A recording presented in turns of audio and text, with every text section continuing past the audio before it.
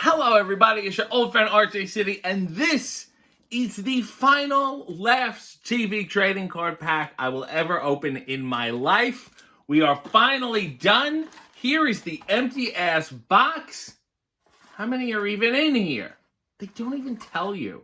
What a disaster this has been.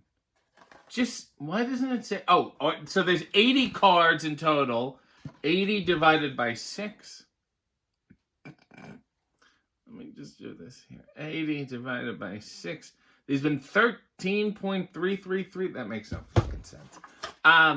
Look. Here we go. They were 25 cents each. I didn't spend a dime on this shit. It was a gift. It somehow ruined my entire life. So let's get it over with. Here's the final pack. Ooh, a nice clean break. Maybe that bodes well for the future. What's inside here? I think these are... No, they're not. This is, yeah, these are doubles. Let's go through them. This one's called Shape Up.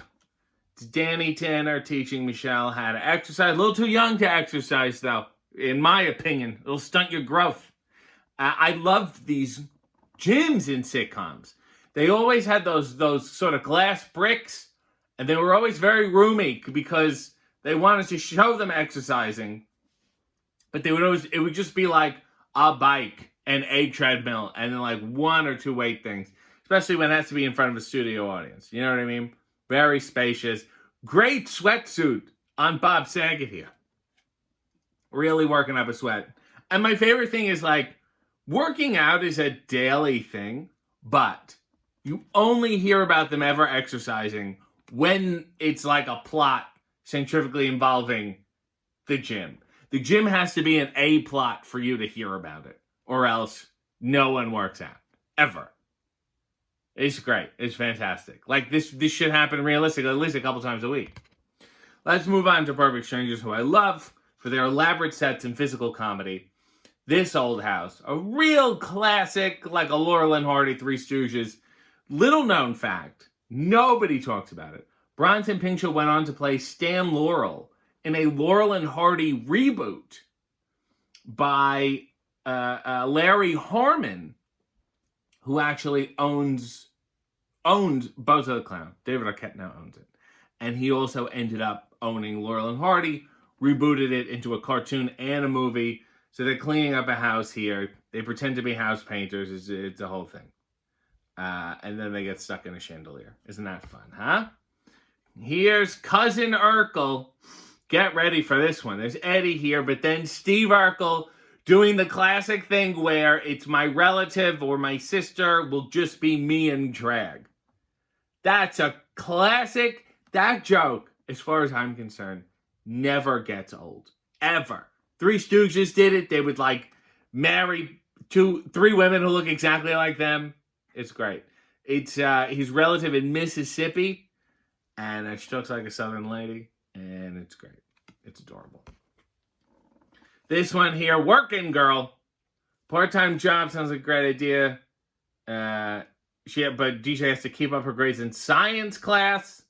Her new job as a photographer's assistant in the mall. That was a booming business at one time. Don't know why she's dressed up like a Raggedy Ann. Maybe this sick photographer makes her dress up to take pictures of her. Now this is anyone can take pictures. I don't really have that anymore. This is how I knew it was a double. Because I will never forget the 90s rap look. Perfect Strangers. The sweatsuit similar to Danny Tanner's. What I also love is they did it on a rooftop, a la In Living Color. But also how bad the cityscape is in the back.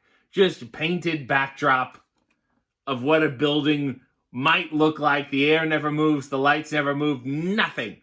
Why do this on a roof at all? Why force people to bend over backwards to believe this fucking premise? Music manager offers Bulky a deal for his dance style. And Larry becomes his talent agent. Soon they discover manager was just using the cousins and dubbed in someone else's singing voice. Yes, this is the Milli Vanilli plot.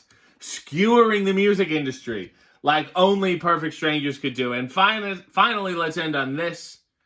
Life with Urkel, a portrait of the Winslows, and Steve. Where's Steve's parents? Where's Steve's family at all?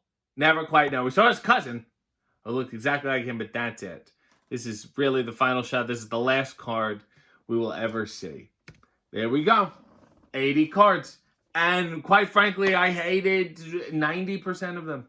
It was really bad. It was really hard for me to get through. And now that I'm through, I don't even feel a sense of relief. I just go, wow, that was a colossal waste of my time. And, quite frankly, yours.